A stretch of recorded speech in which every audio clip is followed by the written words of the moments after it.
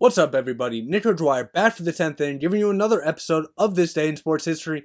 In yesterday's episode, we saw maybe the greatest individual performance in college football history lead to a Heisman in 1988 as Barry Sanders, Oklahoma State's running back, would be named Heisman. We do have some Heisman winners for you today. We also have some Davis Cups to get into, as well as some Olympic Games to talk about. So if y'all enjoy this video, leave a like on it. If you're new to the channel, hit that subscribe button. Let's get to it. This Day in Sports History.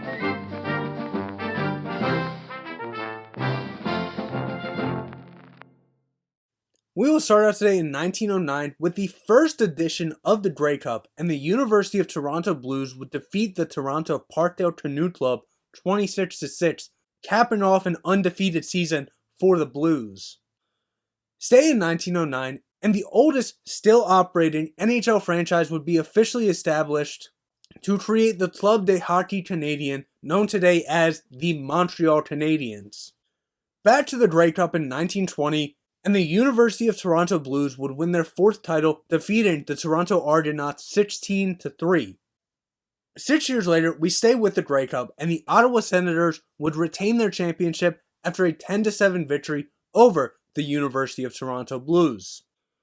Moved to Major League Baseball for the MVP in 1927, and Pittsburgh Pirates outfielder Paul Waner would edge out Frankie Frisch to win the National League 72 points to 66 points.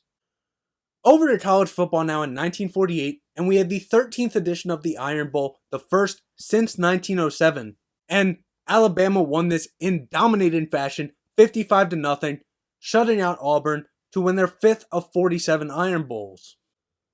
3 years later, we have our first Heisman winner of the day, and Princeton quarterback Dick Kazmaier would win it with a total of 1,777 points to second place's 424 points. On the year, Kazmaier would have 966 passing yards, 13 touchdowns, 5 interceptions to go along with 861 rushing yards and 9 touchdowns on the ground. 5 years later, we stay with the Heisman.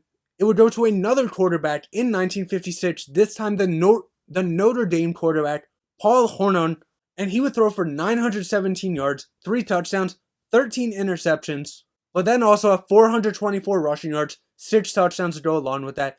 He would get 1,066 points to second place's 994. Stay in 1956, and we have some Olympic Games to talk about. We will start in swimming, and Australian Murray Rose would set the world record 4 minutes 27.3 seconds in the men's 400 meter freestyle, and this record would be held for just under 1 month. Then in the women's diving, American Pat McCormick would win the 3-meter springboard gold medal with 142.46 points. This would be the first stage of the double, where she would win the 3-meter springboard and the 10-meter platform.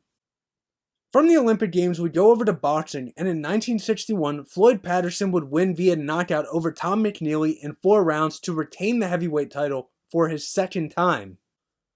Move all the way up now to 1973 for the Heisman, and running back out of Penn State, John Cappelletti, would win it with 1,522 rushing yards, 17 touchdowns, for a total of 1,057 points, besting second place's 524. Over to the Davis Cup in 1977, and John Alexander would defeat Adriano Panatta of Italy 6-4, 4-6, 2-6, 8-6, 11-9 to give Australia a 3-1 victory, and this would be their 24th of 28 Davis Cup titles. Back to the Heisman, this time in 1982, Herschel Walter, running back out of Georgia, with 1,752 rushing yards and 16 touchdowns on the season, for a total of 1,926 points, best in second place is 1,231.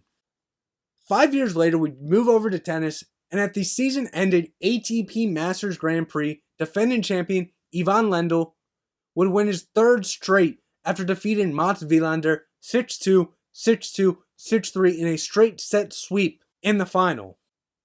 Over to college football now, and we go to a championship game in 1993, the SEC Championship, which would see number 9 Florida defeat number 16 Alabama 28-13, with Terry Dean winning MVP.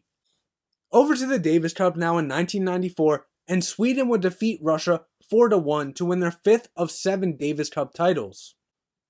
Back to the championship games now. Started in 1999 at the SEC Championship. Number 7 Alabama would defeat number 5 Florida 34-7, with running back Freddie Millens winning MVP.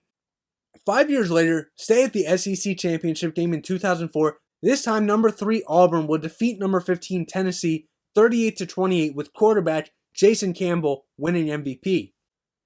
Back to the Davis Cup in 2005, and Croatia would defeat the Slovak Republic 3-2, and this would be their first of 2 Davis Cup trophies.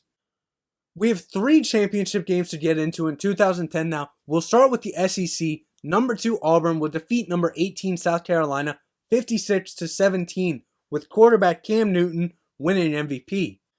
Then at the ACC Championship game, number 12 Virginia Tech would defeat number 20 Florida State 44-33, with Tyrod Taylor, Virginia Tech's quarterback, winning MVP.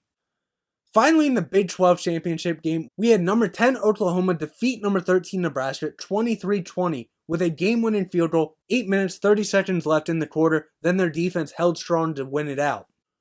1 year later, we go back to the Davis Cup in 2011 at the 100th edition of the Davis Cup, the Centennial Davis Cup. Spain would defeat Argentina 3-1 after Rafael Nadal would defeat Juan Martín del Potro 1-6, 6-4, 6-1, 7-6. This would be Spain's 5th of 6 victories of the Davis Cup. And then finally in 2015 in Major League Baseball, David Price would sign the then largest contract for a pitcher ever with a 7-year, $215 million contract with the Boston Red Sox. Again, at the time the most. Since then, he has been beaten. Currently, he sits 3rd. But there you have it. That's what happened on this day in sports history. If I left anything out, I do apologize. If I mispronounced any names, I also apologize. But I'll see everybody tomorrow. For Nick Ridgewire in the 10th inning, have a great weekend, everybody.